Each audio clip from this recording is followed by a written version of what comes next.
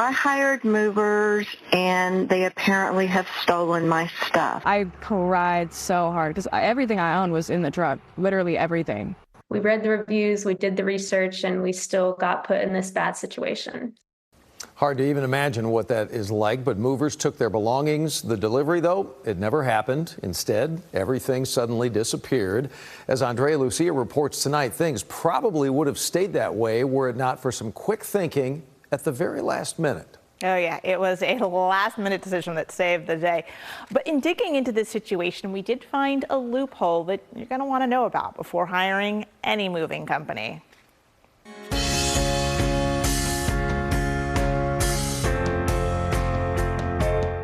First came marriage, then the big move. Newlyweds Rachel Ogden and Will Schmidt needed to relocate to Oregon this summer, so they hired Texas Movers Group in Addison. We did a lot of research, looked at reviews. We got quotes from a lot of different companies, and they were kind of middle of the road. We didn't go with the cheapest or the most expensive.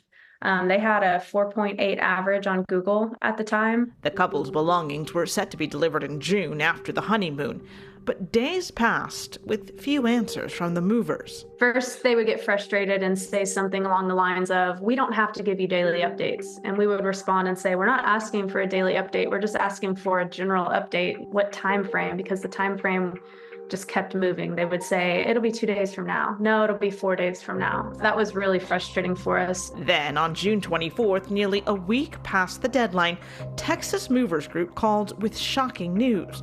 The driver had stolen the load and gone off the grid somewhere in Montana. We're not sure what's going on.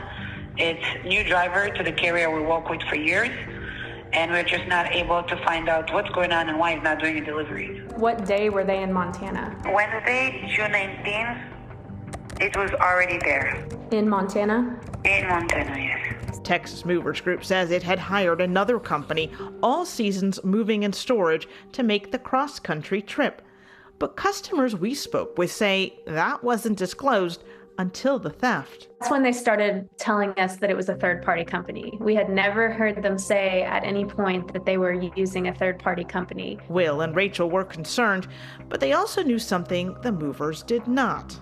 Will had just last minute put a air tag in one of my jewelry boxes, in the very last box that we had packed up into the truck. I'm so glad he did, because, you know, we were told that our stuff was in Montana and it clearly never left Dallas. That's right. An air tag showed their belongings not on the road or out of state, but in Dallas, 10 miles south of where everything had originally been stored. The couple called police, and Rachel flew to Dallas to meet them at the storage unit with a search warrant. It was definitely immediate relief. That's my ladder. Their items were there in a storage unit rented under the name of the All Seasons driver. But the most surprising discovery were the things that didn't belong to them. And then that's when we discovered that there were 2 other clients' items in the unit with ours. With them were contracts showing who else had hired Texas Movers Group. All of it found because of an air tag.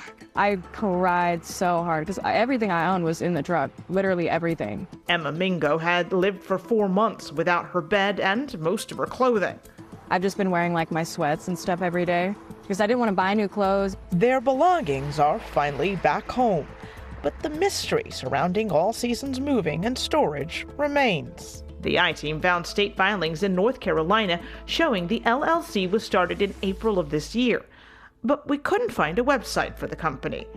And Texas Movers Group did not share any contact information with us. If you're not going to be the person coming to pick up that load, then that ought to be the first red flag. John Esparza is the executive director for the Southwest Movers Association, a trade group that represents movers in Texas. Is it a legal obligation for them to put it in the contract or to disclose it verbally? And I guess I'm just curious, you know, how does anyone ever really know who's actually moving their stuff? Certainly, everything's got to point back to that contract. So that there's a reason why that contract has those stipulations in there and why they have to have that agreement and why there's state oversight over what those contracts look like.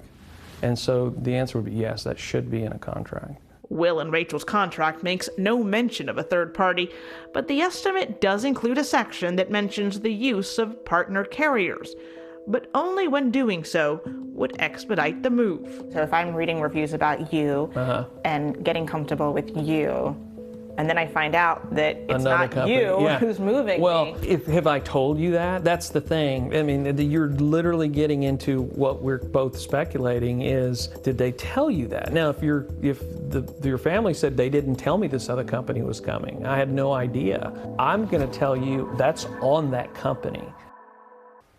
The Texas Movers Group maintains it had nothing to do with the thefts and that it is cooperating with police. Garland Police, meanwhile, has issued a warrant for the All Seasons driver. And by the way, you would think it would be easy to get a refund for these moves that never actually happened. Customers have told us that's been a whole other fight. Can I play Captain Obvious for half a second here? How do you, in this realm, even know who the heck is moving your goods? Yeah, I mean, that's what we wanted to know, Doug.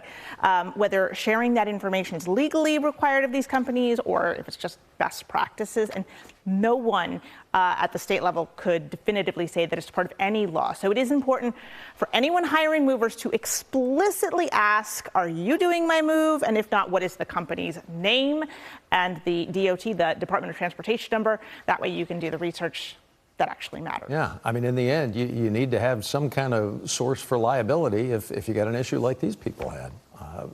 Power of knowledge. Andrea, thanks. Big thanks to the I-team as well. Deep story to work on here.